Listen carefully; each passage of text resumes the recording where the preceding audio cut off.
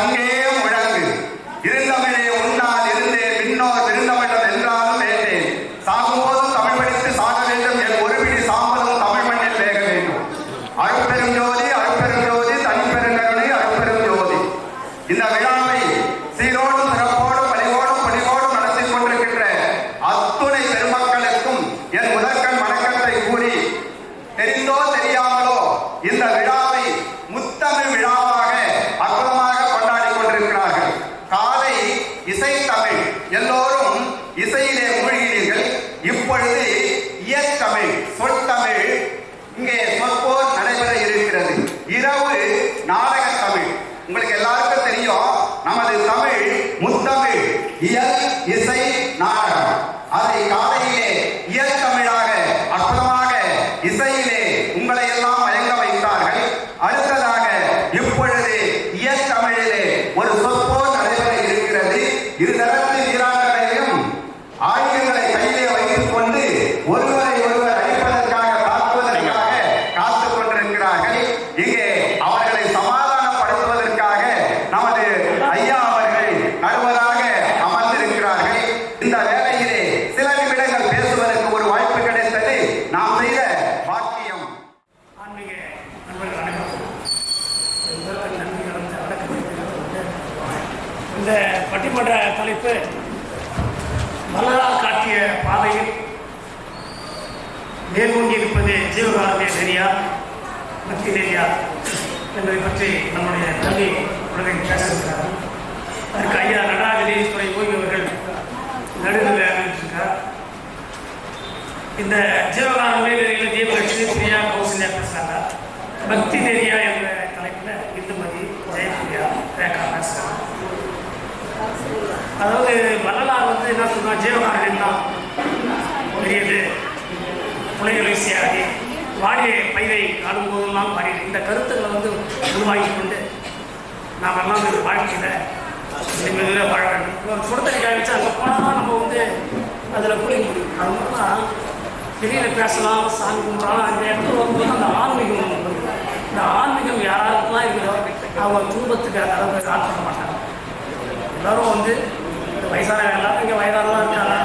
ஆனால் சந்தோஷம் எவ்வளோ குறைகள் இருக்குது, எல்லாருக்கும் குறைகள் இருக்குது. இந்த மனசந்தோஷத்தோடு வரணும். இந்த குழந்தைகள் நன்றாக பேசி என்னை பொறுத்தவரையில் இந்த தலைப்பு சொல்லக்கூடாது. ஆனால் நான் ஜீவகாரனுடைய பக்கம் தான் நிற்பேன். அவர் ஜீவகாரமாக அதிகமாக சொல்லியிருக்காரு. இதை சொல்லிக்கொண்டு எனக்கு வாழ்த்ததுக்கு நன்றி கூறி விடைபெறுகிறேன். ஜீவகாருண்ய ஒழுக்கமே என்கின்ற தலைப்பிலே மாணவி தீபலட்சுமி அவர்களை வருக வருக என்று அழைத்து பேச அழைக்கின்றோம். அருட்பெருஞ்சோதி அருட்பெருஞ்சோதி அருட்பெருஞ்சோதி அருட்பெருஞ்சோதி தனிப்பெருங்கருணை அருட்பெருஞ்சோதி தனிப்பெருங்கருணை அருட்பெருஞ்சோதி. அவர்களுக்கும் என் மணி தோழிக்கும் இங்கு அமர்ந்திருக்கும் பெரியவர்களுக்கும் என் முத்தான முதற்கண் வணக்கத்தை தெரிவித்துக் கொள்கிறேன். வள்ளலார் காட்டிய வழியில் மேலோங்கி நிற்பது ஜீவகாருண்ய நெறியே என பேச வந்துள்ளேன். இறைவனை பெற வேண்டும், இறைவனை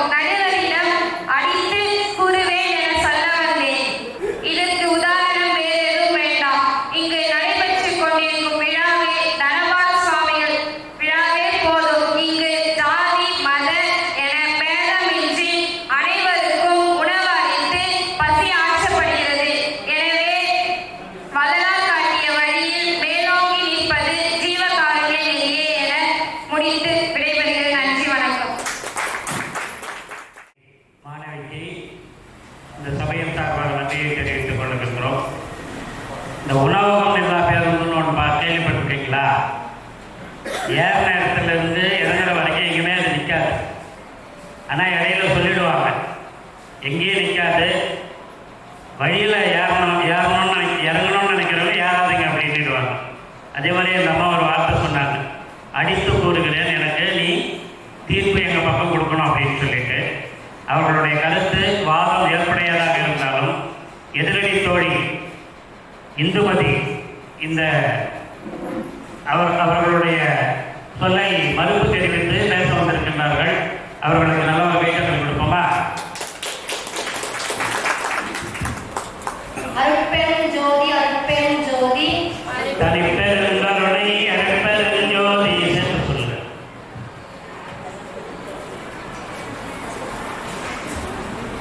அருட்பெரும் ஜோதி அருட்பெரும் ஜோதி தனிப்பெரும் கருணை அருட்பெரும் ஜோதி அருட்பெரும் ஜோதி அருட்பெரும் ஜோதி தனிப்பெரும் கருணை அருட்பெரும் ஜோதி. ஒரு வாய்ப்பு 6 பிள்ளைகளும் சொல்றப்ப ஒரு தடவை சொல்லுங்க, ஒரு சந்தர்ப்பத்தை பயன்படுத்திக்கோங்க. அருட்பெரும் ஜோதி அருட்பெரும் ஜோதி தனிப்பெரும் கருணை அருட்பெரும் ஜோதி அருட்பெரும் ஜோதி அருட்பெரும் ஜோதி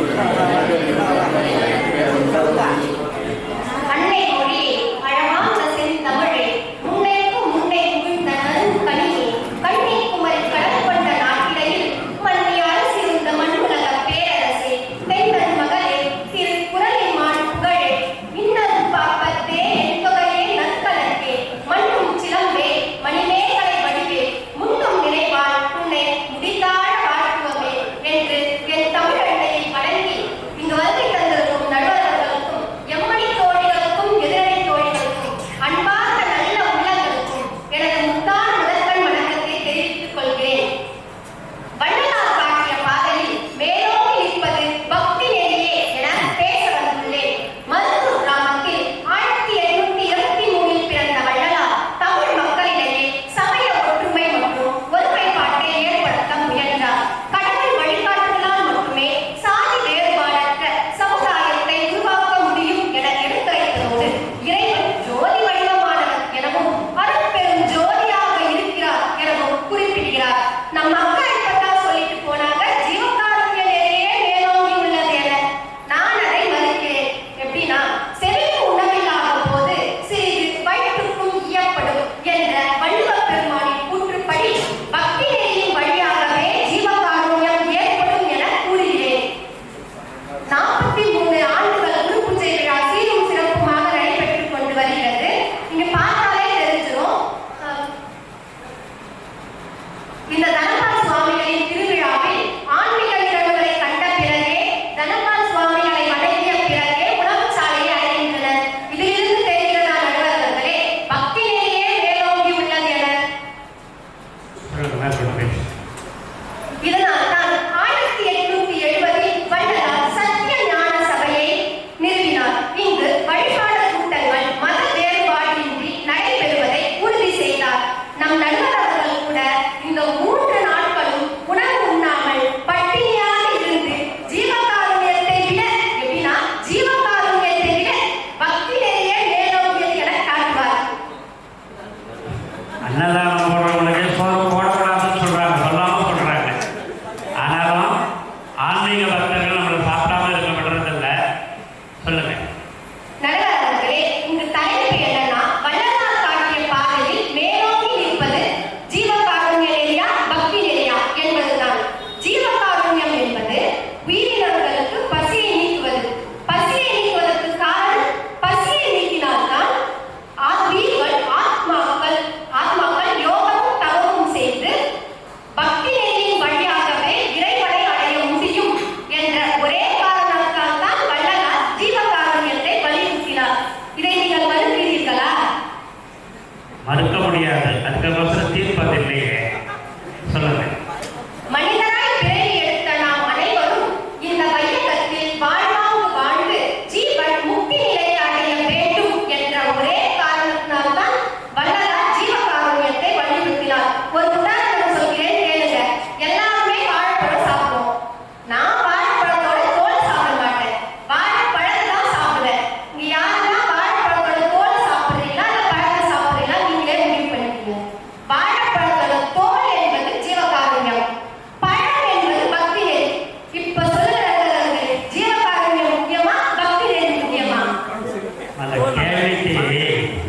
பதில் என்னன்னு கேட்டீங்கன்னா, தோல் இல்லாமல் பழம் இல்லைம்மா. சரியா? அதுக்காக தீர்ப்பாகல உங்கள் வாதம் ஏற்புடையது. மேலே பேசுங்க. பெற்ற தாய்களை மகள் மறந்தாலும், பிள்ளையை பெறும் தாய் மறந்தாலும், உற்ற தேகத்தை வீண் மறந்தாலும், உயிரை மேலிய உடல் மறந்தாலும், கற்ற நெஞ்சகம் கலை மறந்தாலும், கண்களின் உரிமை இமைப்பது மறந்தாலும், நற்றளத்தல மொழியிலெங்கோம் நமச்சிவாயத்தை நான் மறவேனா, நான் நமச்சிவாயத்தை நான் மறவேனா என்று வள்ளல் பெருமானோட வரிகள் பாருங்க, எவ்வளவு அழகாக குறிப்பிடுகிறார். இந்த வரியிலிருந்தே நம்ம தெரிஞ்சுக்கலாம், ஜீவகாருண்யத்தை விட பக்தியிலேயே மேலோங்கியது என. அகத்தே கருத்து புறத்தே எழுந்திருந்த உலக அலைகளையும் சட்டத்தை திருத்த இறைவன் தம்மை வருவிக்க உற்றதாக கூறி வாய்ப்புக்கு வாய்ப்பளித்த அழைத்த அன்பார்ந்த நல்ல உள்ளங்களுக்கும் நன்றி கூறுகிறேன். நன்றி, வணக்கம். அருட்பெரும் ஜோதி, அருட்பெரும் ஜோதி, தனிப்பெரும் கருணை, அருட்பெரும் ஜோதி. நல்லா ஒரு கையில் சொல்லிக் கொடுங்க. பக்தியிலேயே என்கின்ற தலைப்பில் நிறைய அவர்களுடைய வாதங்களை முன்வைத்திருக்கின்றார்கள். அதற்கடுத்து ஜீவகாருண்ய நெறியே மேலோங்கி நிற்கின்றது என்று பிரியா என்கின்ற மாணவியை பேச இருக்கின்றோம். உங்களுக்கு ஒரு கைத்தட்டல் கொடுக்குமா? அருட்பெரும் ஜோதி, அருட்பெரும் ஜோதி, தனிப்பெரும் கருணை, அருட்பெரும் ஜோதி. அருட்பெருஞ்சோதி, அருட்பெருஞ்சோதி, தனிப்பெருங்கருணை, அருட்பெருஞ்சோதி. சாதியும் மதமும் சமயமும் என பொய்யென ஆதியில் உணர்த்திய வள்ளல் பெருமானி ஜீவகாருண்ய நெறியே மேலோங்கி நிற்கிறது எனும் தலைப்பில் பேச வந்துள்ளேன். இதற்கு முன்னாடி பேசின எதிரணி தோழி அவங்க சொன்னாங்க, அவங்க பேசிட்டே சொல்லிட்டாங்க, ஜீவகாருண்ய நெறி தான் மேலோங்கி நிற்கிறது. எப்படி தெரியுங்களா? வள்ளலார் 1870 சத்திய ஞான சபை நிறுவினார்னு சொன்னாங்க. உண்மைதான், நான் மறுக்கல. ஆனா அதற்கு 3 ஆண்டுகளுக்கு முன்பாகவே சத்திய தர்மசாலை நிறுவினார் நம்ம வள்ளலார். ஜீவகாருண்யத்தால் கடவுளை ஜீவகாருண்யத்தால் ஒருவர் கடவுளை அடைய முடியும் என தெரிந்து அதை முதலில் ஏற்படுத்தினார். நடுவர் அவர்களே, வள்ளலார் அன்பு வழியில் ஆன்மீகத்தை அடையலாம் என உறுதியாக நம்பினார். நடுவர் அவர்களே, அதில் ஒன்றும் மாற்று கருத்து இல்லையே, சொல்லுங்க. மனிதர்களிடம் இருந்து மட்டுமல்லாமல் தாவரங்கள், புழு, பூச்சி, விலங்குகள் என எல்லா உயிரினங்களிடமும் அன்பு செலுத்தினார். இதுதான் ஜீவகாருண்யம். உணவுக்காக விலங்குகள் கொல்லப்படுவதை வன்மையாக கண்டித்தார். ஒரு ஜீவனுக்கு பசியால் ஏற்படும் துன்பத்தை போக்குவதில் ஏற்படும் இன்பம் தாங்க எல்லாத்தையும் விட மேலான இன்பம்.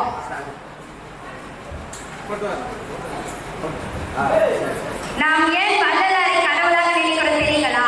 ஏன்னா அவரு எல்லா உயிரினங்களிடமும் கருணையுடனும் இரக்கத்துடனும் இருந்தாரு. அதனாலதாங்க அவரை நம்ம கடவுளா வணங்குறோம். நம்ம கூட ஒரு 4 பேருக்கு நல்லது செஞ்சா, கருணை உள்ளத்தோடு இருந்தா மற்றவங்க நம்மளை போற்றுவாங்க. எங்கு கருணை உள்ளம் இருக்கிறதோ அங்கே இறைவர் இருப்பார் என்று எப்படி சுவர் இருந்தால்தான் சித்திரம்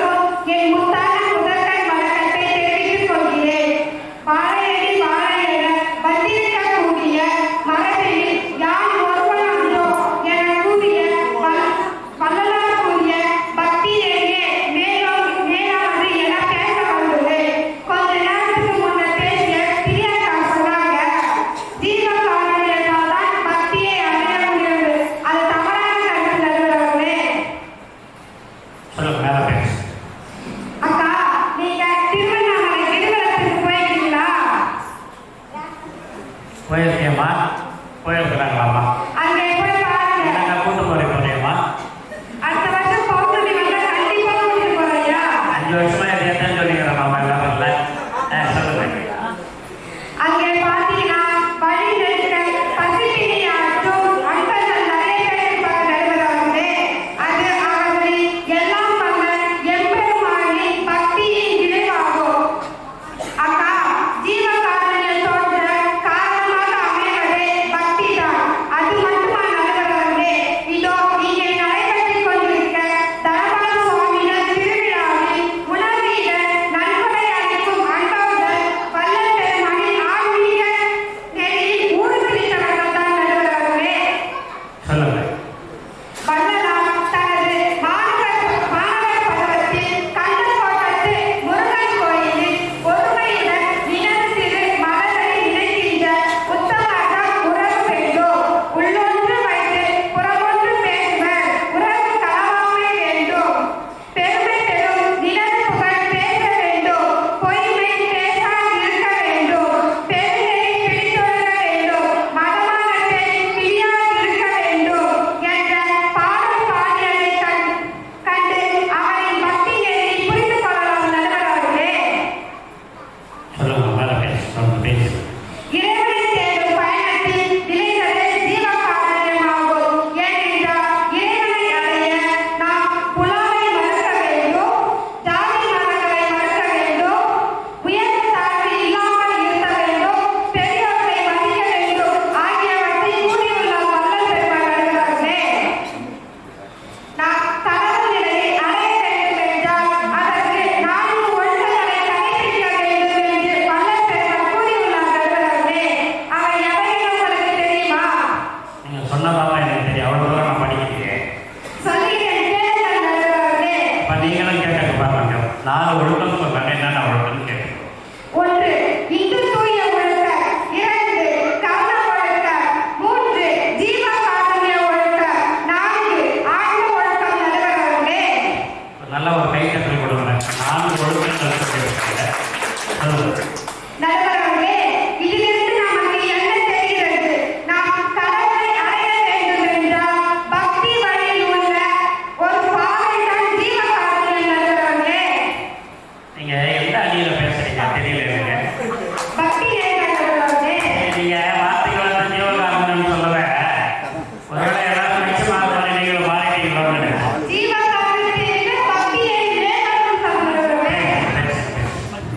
எனவே பக்தி நெறியே வேளாண்மை கூறி எனக்கு வாய்ப்பளித்த அனைத்து நல்லுள்ளவர்களுக்கும் நன்றி கூறி விடைபெறுகிறேன். நன்றி, வணக்கம்.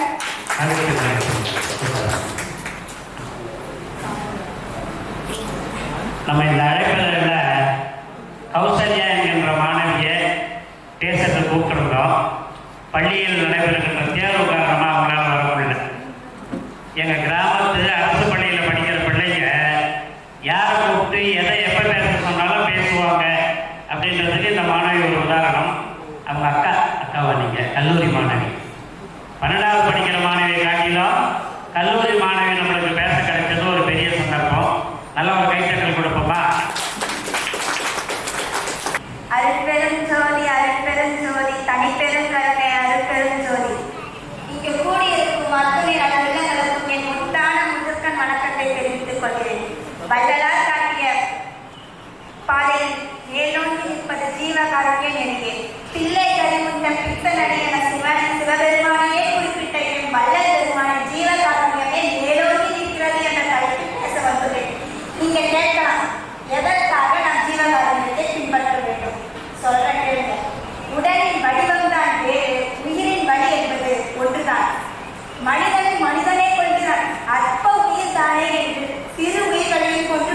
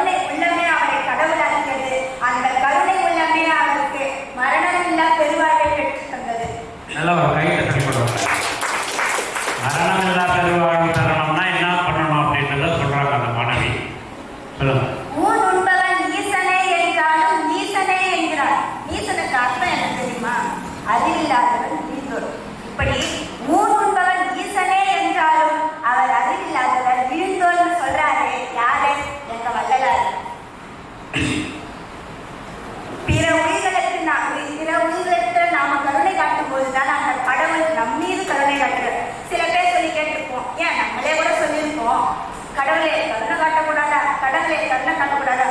ஏங்க நீங்க பிற உயிரிடத்துல கருணை காட்டுங்க, நிச்சயமாக அந்த கடவுள் உங்களிடத்துல கருணை காட்டுவார். இதுக்கு ஒரு சின்ன ஒரு கதை ஒன்று சொல்லுவேன். ஒரு விறகு வெட்டி, அவருக்கு என்ன வருமானம் வரும்னு நினைக்கிறீங்க? தினமும் அதை வைத்து கஞ்சி, அவ்வளவுதான். ஒரு நாள் அதே மாதிரி விறகெல்லாம் வெட்டிட்டு சாயங்காலம் நேரம் வெட்டின விறகெல்லாம் கட்டி தலையில வச்சுட்டு கிளம்புறாரு. எதிரில் ஒரு துறை வராரு. அவர் தூரத்துல பார்த்துட்டு அருகில் வந்து அந்த விறகு கட்டி கீழே போடுப்பா, அந்த கட்டியை கீழே போடு அப்படின்னு சொல்றாரு. பார்க்கறதுக்கு பெரிய மனுஷனா தெரியாது, மதிக்கத்தக்கவரா இருக்காரு. சரி சொல்றதை கேட்போம் அப்படின்னு சொல்லிட்டு அவரு கீழே போடுறாரு. அந்த கீழே போட்டு அந்த விறகு கட்டையில இருந்து ஒரு பெரிய கருணாக ஒன்று வெளியே போகுது. அதை பார்த்துதான் அவர் திகழ்ச்சி போறாரு.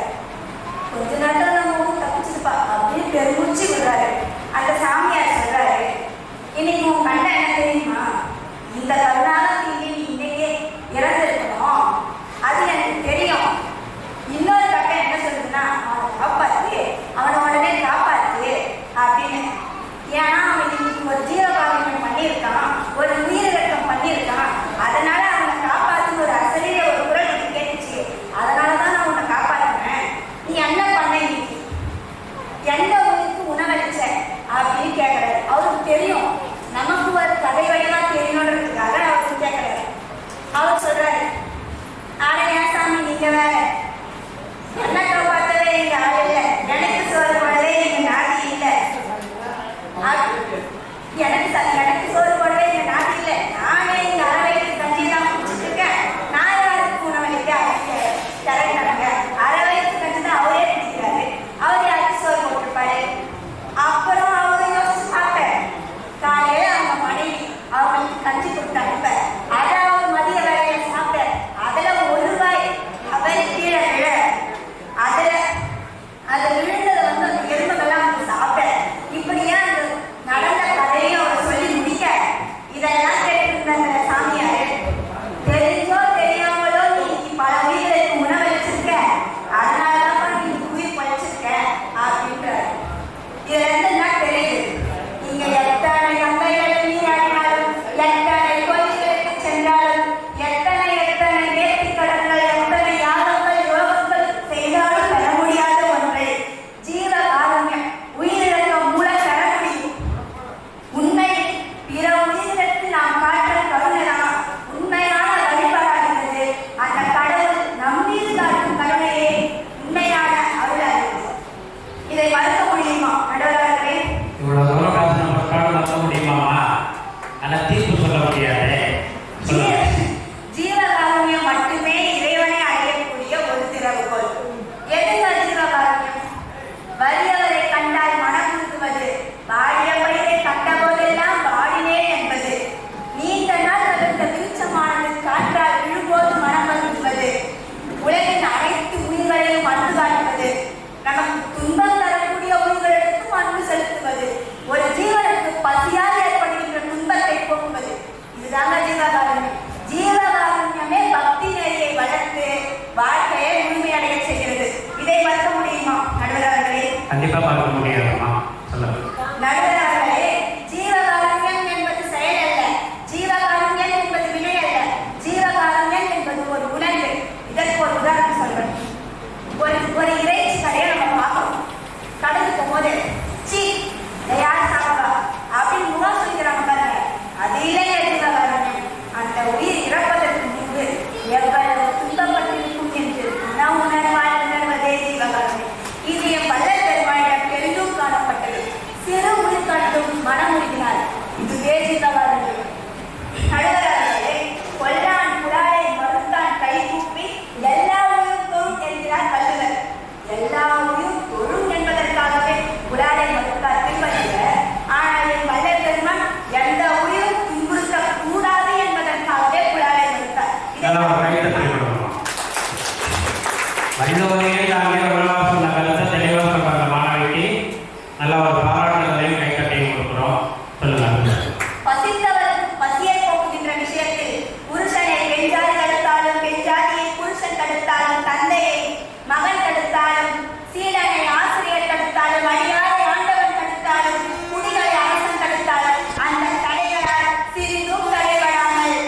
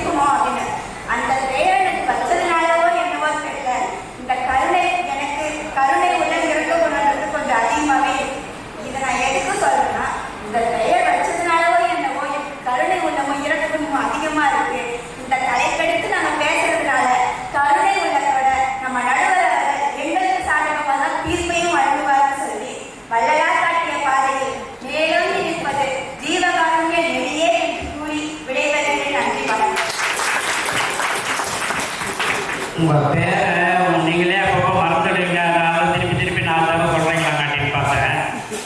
எங்களையும் திருப்பி சொல்ல வச்சுட்டோமா, காரண்யான்ற பேரை திருப்பி சொல்ல வச்சுட்டேன்.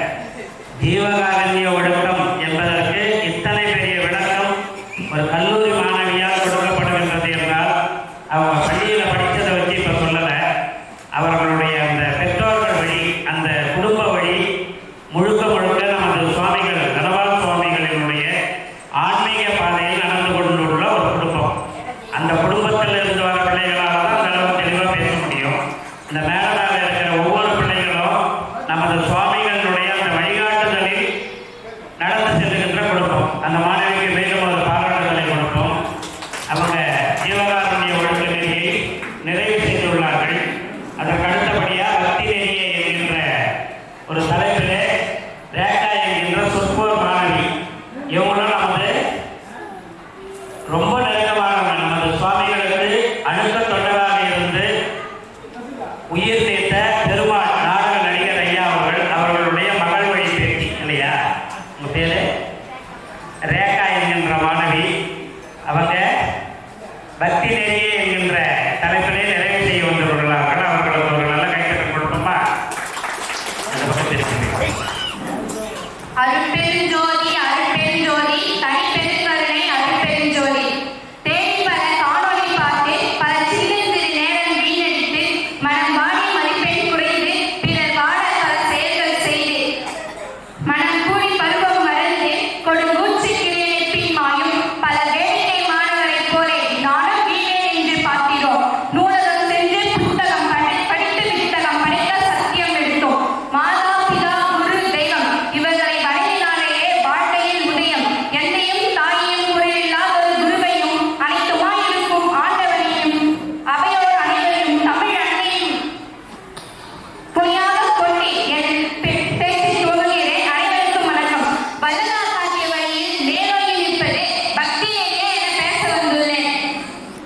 நடுவர்களே, வள்ளலார் என்ன சொல்றாருன்னா, தம்முடைய அனைத்துமே இறைவனே என சொல்றாரு. தன்னுடைய தாயும் தந்தையும் குருவும் பொருளும் சொந்த நல்வாழ்வும் பூமியும் நேயமும் ஏன் நீயும் நானும் கூட இறைவனே என பக்தி நெறியை வெளிப்படுத்துகிறார். அது மட்டுமா, நீங்க அகவலை படிச்சிருப்பீங்க. இங்க இருக்கிற எல்லாரும் பாதி பேர் அகவலை படிச்சிருப்பாங்க. அதுல சாகா வரவழைத்து என்னை நேரேற்றிய அறவாளியான் தனி அருட்பெருஞ்சோதின்னு சொல்லியிருப்பாரு. இதுல இறைவனை அறவாளியான் சொல்றதுக்கு காரணம் என்னன்னு இந்த இருக்கிறவங்கள யாருக்காவது தெரியுமா? நடுவரையா உங்களுக்கு? எனக்கு கூட தெரியாது, மதியம் சொல்லணும். அதாவது இறைவன் அறத்தின் உண்மையான வடிவமாக உள்ளான் என்பதற்காகவே அவர் இறைவனை அறவாளியான் சொல்றாரு. இதுதான் என் பாட்டன் திருவள்ளுவரும் மனத்துக்கள் மாசிலன் ஆதல் அனைத்தரன் நாவல நீளர் பிறர். அதாவது தன்னுடைய மனத்துல மாசு இல்லாமல் இருப்பதை அறன்னு சொல்றாரு. மாசு அப்படின்னா என்னன்னு தெரியுமா? சம்பத்தையா? சரியா சொன்னீங்க. ஆசிரியம் கேட்டால் கூட பரவாயில்ல. தெரிஞ்சுட்டு கேட்டிய குற்றம் இல்லாம யார் ஒருத்தர் மனசு இருக்காங்களே அவங்களே அறவை மரபு மிக சிறப்பாக உதாரணம். சரி, இந்த பொருளிய வள்ளலார் பத்தி பேச சொன்னா, பக்தி நெறி பத்தி பேச சொன்னா, திருவள்ளுவர் பத்தி திருக்குறளை பத்தி பேசுதுன்னு சொல்லி கேட்குறீங்களா? அதாவது யார் ஒருத்தர் அவருடைய மனசுல குற்றம் இல்லாமல் பக்தி நெறியுடன் இறைவனை சரணடைகிறாரோ அவராலே ஜீவகாரணத்தை பின்பற்ற முடியும் என பக்தி நெறியை மேலுள்ளது. மீண்டும் ஒரு முறை கூறுகிறேன், யார்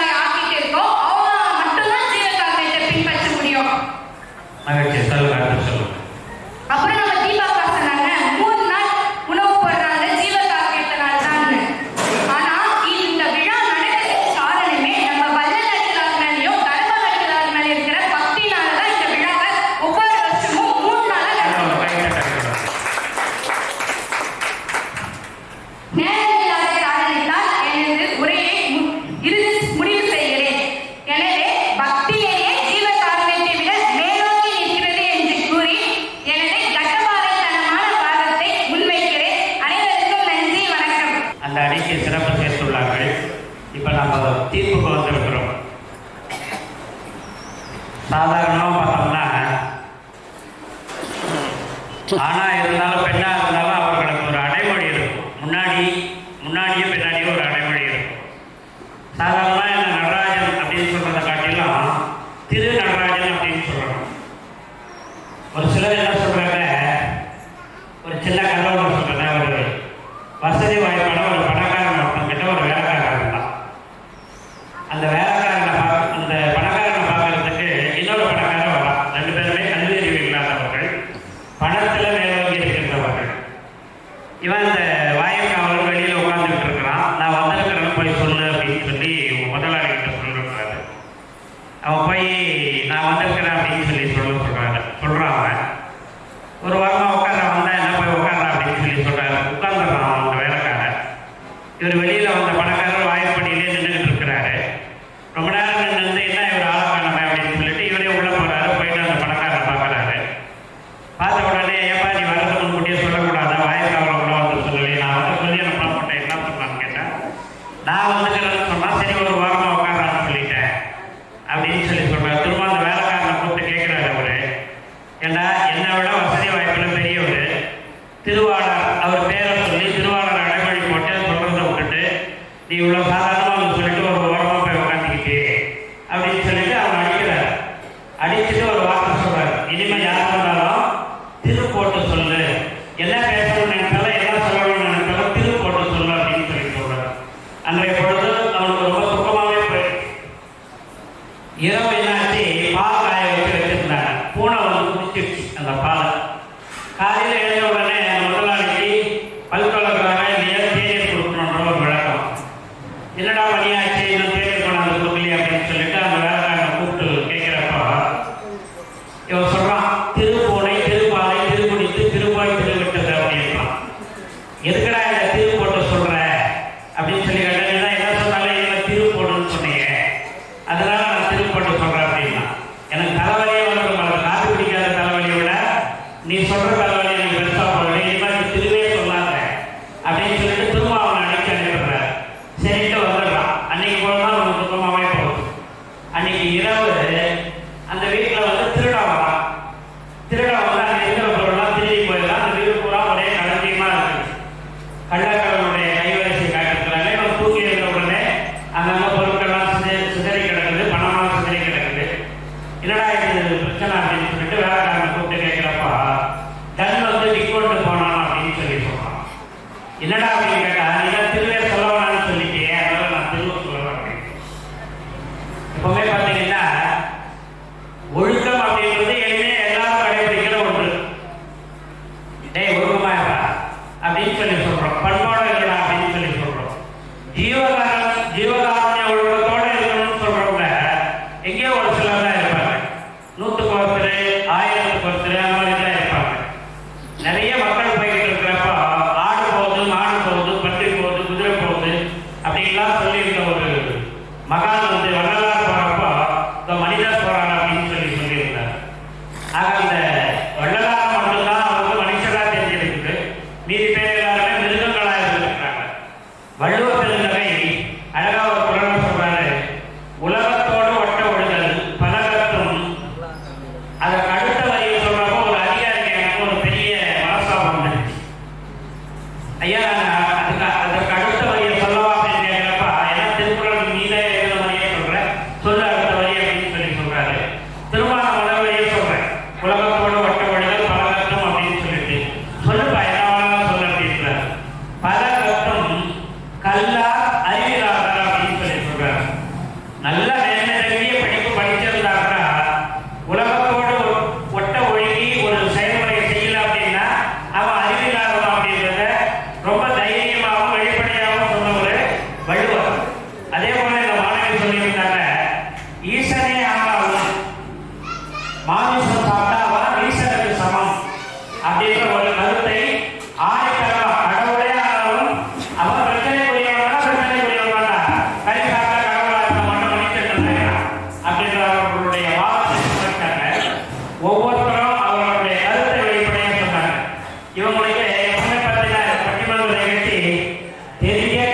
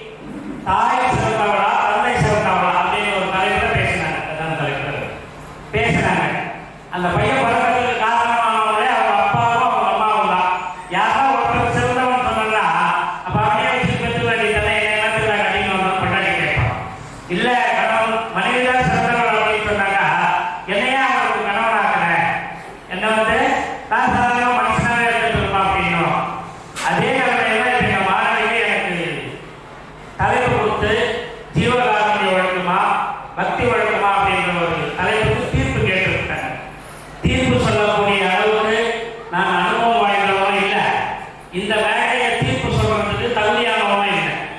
ஆனாலும் என்னுடைய கருத்தை என்னன்னா, ஒரு மனிதனுக்கு ஆணா இருந்தாலும் பெண்ணா இருந்தாலும் 2 கண்கள், 2 காது, 2 மூக்கு துவாரம், இப்படி ஒவ்வொன்றும் 2 படைத்திருக்கிறான். இதில் எல்லாம் ஒண்ணு இல்லை அப்படின்னா கூட அந்த செயல்பாடு சிறப்பானதாக இருக்கு. ஒழுக்கம் என்பதை கடைபிடிக்கின்ற ஒருவரால் தான் ஜீவகாருண்ய ஒழுக்கத்தை பற்றி தெரிஞ்சுக்க முடியும். ஜீவகாருண்ய ஒழுக்கம் என்பது ஒழுக்கத்தை தெரியாதவர்களால சொல்ல முடியாது. வாடிய பையனை கண்ட போதெல்லாம் வாடினார் வள்ளலார். அவர் மட்டும்தான் வாடினார். நாம யாரும் வாழணுமா? வாடின பையனை கண்ட போதெல்லாம் வாடினதற்கு நாம் ஒன்றும் வள்ளலார் இல்லை. இந்த நிமிஷம் வரைக்கும் சாதாரண ஒரு செடி தண்ணியில காய்கறி அப்படின்னா கூட ஒன்று அது காய்கறி நண்பர்கள் தூக்கி போட்டு போவோம். இன்னைக்கு சமுதாயம் அப்படிதான் போயிட்டு இருக்குது. பிள்ளைகளுடைய வழிகாட்டுதலுக்கு ஜீவகாருண்ய ஒழுக்கம் பக்தி ஒழுக்கத்தை காட்டிலும் ஒழுக்கம் மேலானதாக இருக்க வேண்டும். ஒழுக்கத்தை பற்றி தெரிந்து கொள்பவர்களால் தான் ஜீவகாருண்ய ஒழுக்கத்தை பற்றி தெரிந்து கொள்ள முடியும். ஒழுக்கம் விழுப்பம் தரலாம், ஒழுக்கம் உயிரினும் ஓப்பப்படும் என்ற வள்ளுவ பெருந்தகையில் அந்த குறளுக்கு ஒப்ப ஒழுக்கத்தை கற்றுக்கொள்ளுகின்ற அத்துணை நண்பர்களாலும் ஜீவகாருண்ய ஒழுக்கத்தை பற்றி எளிமையாக தெரிந்து கொள்ள முடியும். அதற்கிடையே இந்த மாணவர்களை பாராட்டி வந்தவாசியிலிருந்து வழக்கறிஞர் அவர் ஒரு தீர்ப்புக்கு வாதம் செய்யக்கூடியவர் நீதிமன்றத்தில் அவர் இங்கே வந்திருக்கிறாரு. அவர் ஒரு சில வரிகள் வாக்குரை வழங்க நினைக்கின்றோம். அவருக்கு ஒரு தாழ்வு நினைக்கின்றோம் நினைக்கின்றோம். அடுத்து இந்த குழந்தைகளை வளர்க்கணுன்ற மாதிரி ஒரு கருத்தை நடுவர் அவர்கள் சொன்னார். இன்னொரு குழந்தையோட கருத்தை தான் கேட்டேன். இது அற்புதமாக பயிற்சி கொடுத்துருக்காங்க அந்த குழந்தைக்கு. திருக்குறள் கருத்துக்கள் சிலது அருமையாக சொல்லிச்சு. அதை கேட்கும்போது இது என்னுடைய குழந்தையாக இருக்கக்கூடாதா அப்படின்ற எண்ணம் எனக்கு வந்தது. ஏன்னா இப்போ உள்ள தலைமுறைக்கு தமிழ்னா என்னன்னு தெரியாது, திருக்குறள்னா என்னன்னு தெரியாது, திருவள்ளுவர்னா என்னன்னு தெரியாது. என்ன நல்ல கருத்துக்களை போதிக்க ஆள் இல்லை. வணிகமயமான கல்வி, பணம் சம்பாதிக்கணும், அதுக்கு தான் படிக்கணும். நல்ல ஒழுக்கம் பண்பாட்டை ஆன்ம கருத்துக்களை தெரிஞ்சுக்கிறதுக்காக நாம் படிக்கல. அந்த கல்வி நம்ம விட்டு போயிடுச்சு. அந்த நிலைமையில் இந்த குழந்தைகளுக்கு இந்த மாதிரி ஒரு பயிற்சியை கொடுத்து வச்சிருக்கீங்க அப்படிங்கும்போது உங்களுடைய இந்த பயிற்சிக்கும் என்னுடைய நன்றியை தெரிவித்து எனக்கு வாய்ப்பு நடத்திய எனது உரிமை நண்பர் தில்லைவாழந்தனார்னு அவரை நான் சொல்கிறது வழக்கம். உங்களுக்கெல்லாம் தில்லைவாழந்தனார்னா என்ன நல்லா தெரியும். தில்லைவாழந்தனருக்கும் அடியேன்னு பாடல் உண்டு. ஒவ்வொன்றா சொல்லிக்கிட்டே வருவாங்க. எல்லாருக்கும் நான் அடியவன் அந்த மாதிரி. அதனால் அவர் வந்து பேரை சொல்லாமல் தில்லைவாழந்தனர்னு சொல்லுவார். தில்லைவாழந்தனர் நடராஜ பெருமானுக்கு என்னுடைய நன்றியை தெரிவித்து நிலம் சார்கிறேன். நன்றி.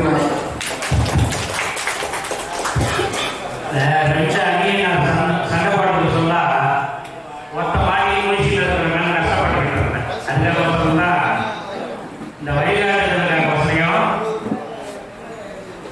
மாணாக்கர்களை உருவாக்குகின்ற ஆசிரியர், வெளிச்சம் தருகின்ற மின்சாரத்துறை, நீதிமன்றத்தில் தனக்கு மட்டுமே நீதி வேணும் போராட்ட வழக்கறிஞர். இதற்கு அடுத்தபடியாக கடைசியா ஆன்மீகம் சார்ந்த ஒருத்தருடைய நிலைப்பாடு என்னன்றத நம்ம சுவாமிகளுடைய தலைமை மாணாக்கர் கிருஷ்ணசாமி ஐயா அவர்களை ஒரு சில வார்த்தைகள் பேசுகிறார்கள்.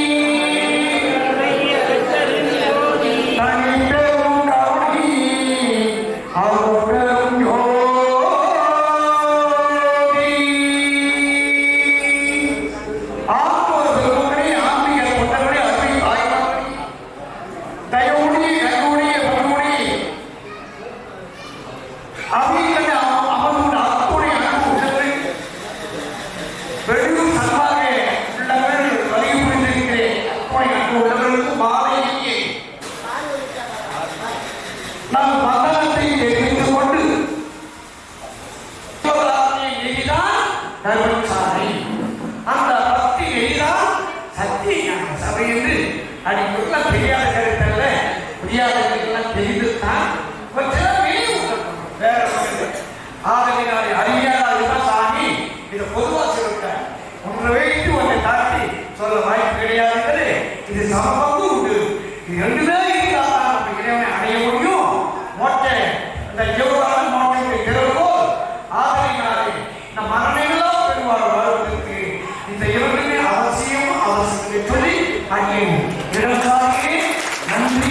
வணக்கம். மாணவ செல்வங்களே, மாணவர்களே, பெற்றோர்களே, ஆண்மையிலேயே ஒருமைப்பாடுடைய மையன்பர்களே, எல்லாம் வல்ல வள்ளல் பெருமானாரின் கொள்கைகளை பட்டி தொட்டிகள் எல்லாம் பரப்பி இன்று நின்று அருள்பாவித்துக் கொண்டிருக்கின்ற நமது விபூதி வள்ளல் தவத்திரு ரமபான் சுவாமிகள் அவர்களின் 43ஆம் ஆண்டு முன்பூஜை விழாவிலே அவர் இட்டு சென்ற பணிகளை இடைவிடாது செய்ய வேண்டும் என்கின்ற ஒரு நல்லெண்ணத்திலே அவர் நூற்றுக்கணக்கான மாணவர்களையும் நேரடியான மாணவர்கள் நூற்றுக்கணக்கான மாணவர்களை அவர் இருக்கிறப்பே உருவாக்குனாரு. அந்த மாணவர்கள் ஒரு ஆயிரக்கணக்கான மாணவர்களை உருவாக்குனாங்க. லட்சக்கணக்கான பக்தர்களை உருவாக்கி உள்ளார்கள். பட்டி தொட்டிகள் எல்லாம் நமது சுவாமிக்கு குருபூஜை அப்படின்னாக்க அந்த அழைப்பில் கொடுக்க போன இடத்துல வாழை கூப்பிட்டு முகமலர்ச்சியோடு ஒரு நம்மளுக்கு தண்ணி கொடுத்தா கூட அதனுடைய மகிழ்ச்சி அமிர்தத்துக்கும் மேலானது. அதுபோல நம் கிராமத்திலே வசிக்கின்ற இந்த பள்ளி பிள்ளைகள், குறிப்பாக அரசு பள்ளியில் படிக்கின்ற இந்த பிள்ளைகள் எல்லாம் நம்ம அரசு பள்ளியில் படிக்கிற பிள்ளைகள் தான். எப்பவுமே தனியார் பள்ளியில் இருக்கிற மதிப்பு அரசு பள்ளியில் படிக்கிற பிள்ளைகளுக்கு இருக்கிறது. ஏன்னு கேட்டீங்கன்னா பணம் கொடுத்து படிக்க வைக்கிறதுனால அந்த பசங்க வேறவங்க இருக்கிறாங்க அப்படின்னு நிறைய பேர் சொல்லுவாங்க. ஆனாலும் அரசு பள்ளியிலே இலவசமாக படிக்கின்ற அந்த மாணவர்களும் திறமை வாய்ந்தவர்களே, அவர்களுடைய எதிர்காலம் நம்முடைய சந்ததியினருக்கு பிறகு இவர்களுடைய வழிகாட்டுதல் சிறப்பாக இருக்க வேண்டும். அதற்கு முடிந்த மட்டிலே நமது ஆயுள் காலத்தில் ஒரு நூற்றுக்கணக்கான மாணவர்களையாவது உருவாக்க வேண்டும் என்ற நல்ல அடிப்படையிலே நிகழ்த்தப்படுகிற ஒரு பட்டிமன்ற நிகழ்வு. இடைவிடாது சுவாமிகள் உருவாக்கி வைத்த அந்த சங்கங்களுக்கு எல்லாமும் சென்று இது போன்ற நிகழ்ச்சிகளை நடத்த வேண்டும் என்று ஒரு ஆசை இருக்கின்றது. கடவுள் வாழ்க்கை இருக்கும் பட்சத்திலே அதை தொடர்ந்து செய்யலாம் என்று இருக்கின்றோம். இந்த தலைப்பு ஜீவகாருண்ய ஒழுக்கமா பக்தி ஒழுக்கமா மேலோங்கி இருக்கின்றது என்று கேட்டால், நமது சுவாமிகள் சொன்னது போல, அதையும் தாண்டி வழக்கறிஞர் சொன்னது போல, அதையும் தாண்டி ஆசிரியர் சொல்லிட்டு போனது போல, அதையும் தாண்டி மின்சாரம் இல்லைன்னா ஒன்றுமே இல்லை. ஆனால் மின்சாரம் பக்தி நெறிதான். ஜீவகாருண்ய ஒழுக்கம் அதை பயன்படுத்துகிற ஒருத்தர் பயன்படுத்தினா அது பலன் அளிக்கும். மின்சாரம் எல்லாத்தையும் கைது ஒரு கிளாஸுக்கு கொண்டு குடிச்சிட முடியுமா? அதுக்கு உருவமைப்பு இருக்குதா? அந்த ஜீவகாருண்ய ஒழுக்கம் தான் மேலோங்கி இருக்கின்ற ஒழுக்கம். அந்த ஜீவகாருண்ய ஒழுக்கத்தை கற்றுக்கொள்ள வேண்டுமானால் பக்தி நெறி அவசியம் இருக்கணும். வயிறு பசிக்கிறப்ப சாப்பிட்டா உடல் நல்லா இருக்கும். உடம்பு நல்லா இருந்தா அறிவுத்திறமையை வளர்த்துக் கொள்ள முடியும். ஆகையினாலே ஒழுக்கங்களிலே சிறந்த ஒழுக்கம் அடிப்படையானது ஒழுக்கம். அதற்கு பிறகுதான் ஜீவகாருண்ய ஒழுக்கம். ஜீவகாருண்ய ஒழுக்கத்தை பற்றி முழுமையாக தெரிந்து கொண்டோமே ஆனால் பிரச்சனைகள் உருவாகாம வாழ்க்கையை ஓடுறது ஒரு நல்ல ஊன்றுகோலாக இருக்கும் என்று கூறி இந்த வாய்ப்புக்கு முடிவு பண்ணிட்டீங்களா? என்ன சொல்லணும்னு சொல்லிட்டு அவங்க தரப்புல நான் தான் ராஜா சொல்லிட்டாங்க. நம்ம தரப்புல 2 பேருமே ராஜா தான். சரிங்களா? எதிர்கால சிங்கங்கள், பேச்சாற்றல் மிக்க மாணவிகள், உங்களுடைய இந்த பயணம் சிறப்பாக அமைய வேண்டும். நீங்க மட்டும் இல்லாத கோடிகள், தோழர்கள் எல்லாரையும் இது போன்ற நிகழ்ச்சிகளில் ஈடுபடுத்துவதற்குண்டான வாய்ப்பு உருவாக்குங்கள். இதை நிறைய இடங்களில் பேசுவதற்குண்டான வாய்ப்பு உருவாக்கிக் கொள்ளுங்கள். இந்த பேசுறபடியே இருக்கணும். கற்க கசடாத கற்பவை கற்றபின் நிற்க அகத்து தகை வயோதல் தகையாரி அந்த குரலை முன்னெடுத்து இது போன்ற ஒழுக்க